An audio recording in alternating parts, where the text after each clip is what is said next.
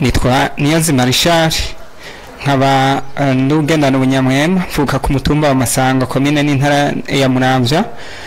nkaba kandi ndumu jeune entrepreneur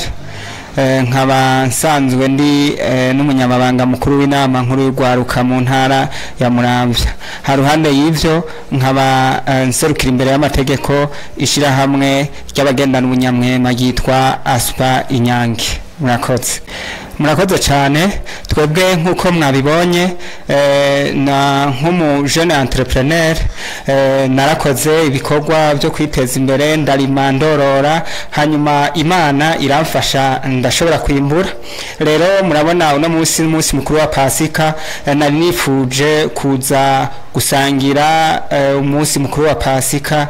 n'abagwaye ko murabona urwaye abafise ingorane atateguye hanyuma abayihebuye ibi byo kuvyina no kuryoherwa mu bisanzwe ntibimufasha mu gihe ari wenyene rero twari twashimye kuza kubaremesha murazi ko ari navyo ijambo ry'Imana riduhamagarira gukora iciza kandi murazi yuko n'umwami wacu Yesu Kristo yaducunguye yagumye atwigisha ati gira urukundo nimukundane nkuko nanje nabakunze. Murakoze. Iteka ridasanzwe kuba mwagendeye hano kw'ivuriro ry'Umuramvya mbega ni kubera iki mwiyumvire kino gikorwa? Iki gikorwa mu kuciyumvira kwabaye nko gukenguruka ku vy'Imana yaduhezagije kuko Imana nitanga vyose hanyuma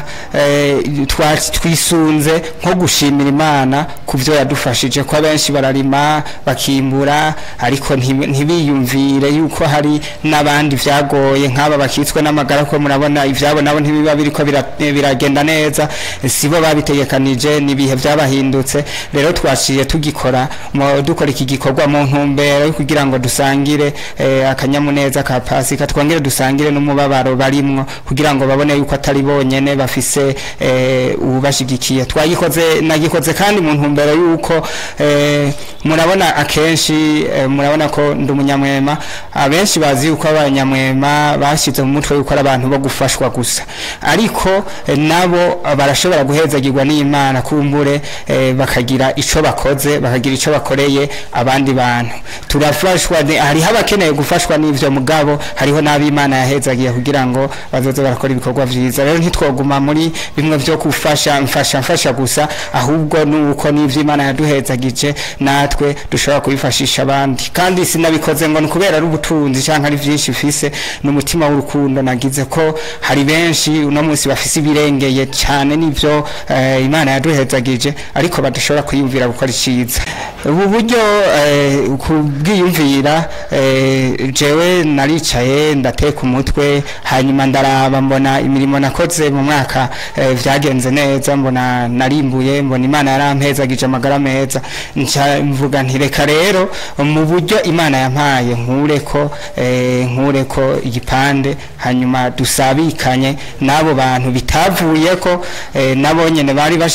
kumbure bagwaye bafise iyo bashaka kuja bagwaye bafise ibyo bariko barategura bagwaye bafise imigambi bariko barakora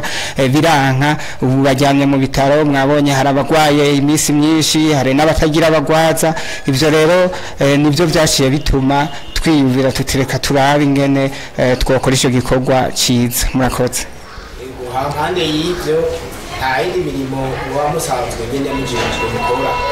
Murakoze navuze yuko nikorera ivyanje ndarima nkorora kijambere hanyuma ndongera nkakora ibindi bikorwa bitandukanye bijanye n'imirimo nivyo nize kw'ishure ivyo n'Imana yabimpezagije hanyuma ku ruhande rw'ivyo nsanzwe mfise n'ayandi mashira hamwe ndongoye ishira hamwe Cridema twonse rimwe nsanzwe kandi nserukira na koperative yitwa Cridema hampande y'ivyo murumva yuko navuze yuko nserukira urwaruka nsanzwe mfashanya n'urwaruka mu bindi bikorwa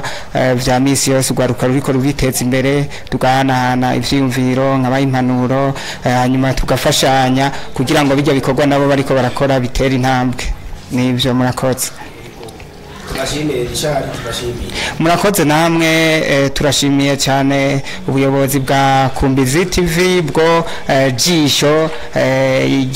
rya bene gihugu, jisho novuga isoko ry'amakuru yose tuyikesha Kumbizi TV, ko murabona mwaciye mubimurika hakiri kare, duhuriye ngaha zinaye nabipetse, ngiye mbona muri ko muramurika, mbega none ibikorwa aba bantu babimenya gute? Mugabo kumbure muhezagirwe n'iki n'igikorwa ciza mukoze cyo kumenyekanisha ibiko birabera muri ino ntara yacu nziza ya Muramvya. Murakoze.